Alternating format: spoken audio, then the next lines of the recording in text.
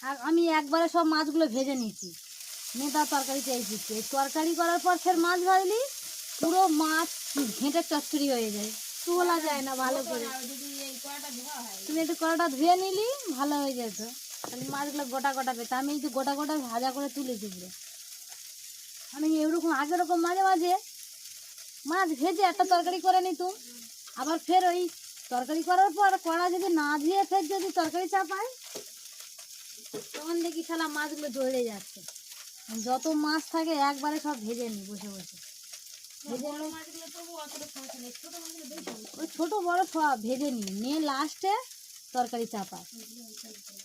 আজকে তো ভাতটা লাস্টে চাই দিয়েছি, ভাত চাল দিয়ে বসে রেখে দিয়েছি। আমি আগে মাছগুলো ভাজি, 1 কেজির ওপরে মাছ পুরো।